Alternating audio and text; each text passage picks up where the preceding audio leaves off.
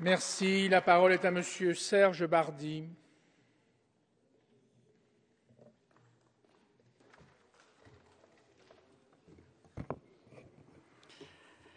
Monsieur le Président, Madame la Ministre, Monsieur le rapporteur, chers collègues, le texte que nous examinons aujourd'hui est une nouvelle preuve de l'attention portée par le gouvernement aux activités des milliers d'artisans, de commerçants et de TPE qui maillent notre pays et irriguent notre économie et que nous souhaitons, à juste titre, valoriser et accompagner.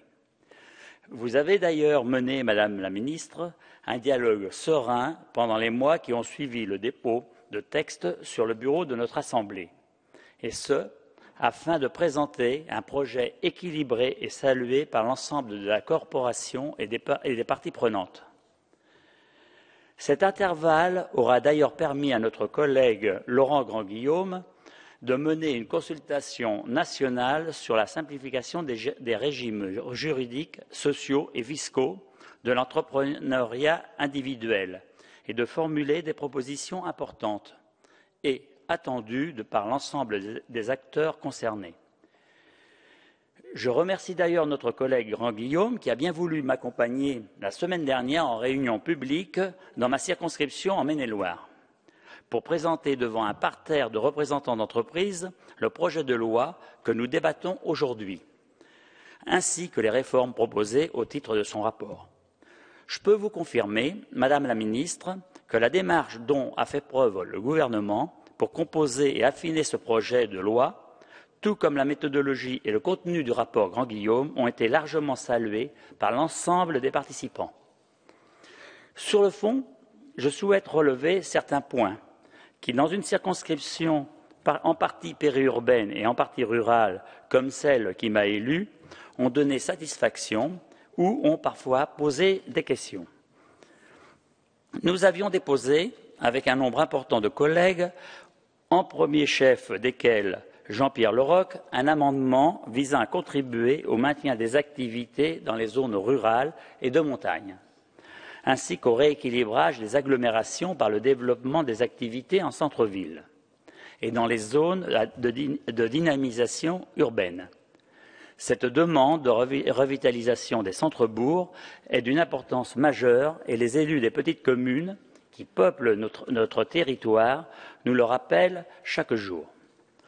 Nombreux sont en effet les centres-bourgs en déprise et qui voient l'activité du centre se vider au profit de la périphérie.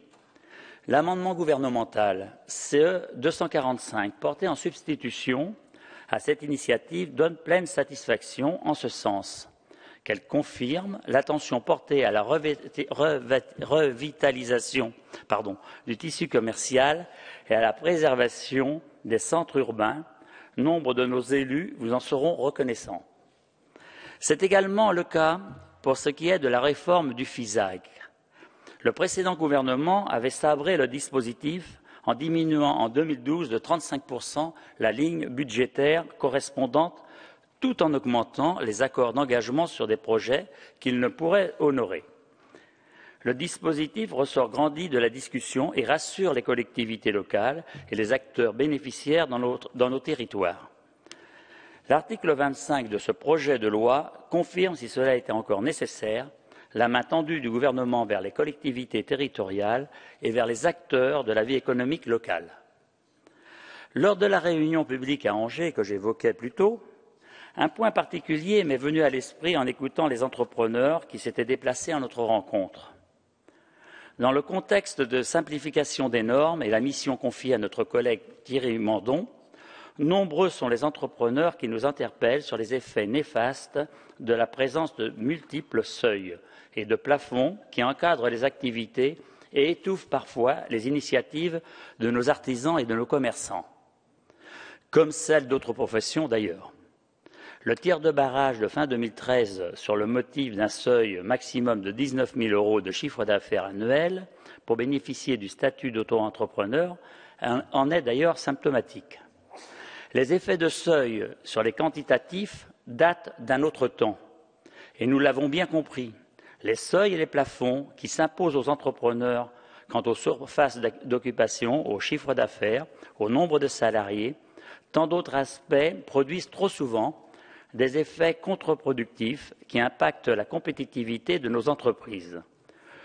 Tout l'enjeu réside dans la possibilité de lisser dans le temps les évolutions de situation des TPE, afin d'éviter des paliers intempestifs et brutaux, d'assurer une évolution progressive des statuts et donc de la fiscalité, des droits et des devoirs qui s'y rattachent.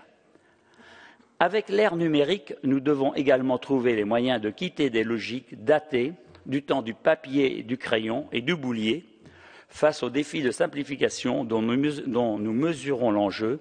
Je souhaite le meilleur à notre collègue Mandon pour mener à bien la mission qui lui a été confiée, à l'aune notamment des attentes des acteurs économiques et sociaux qui fondent notre pays. Je vous remercie.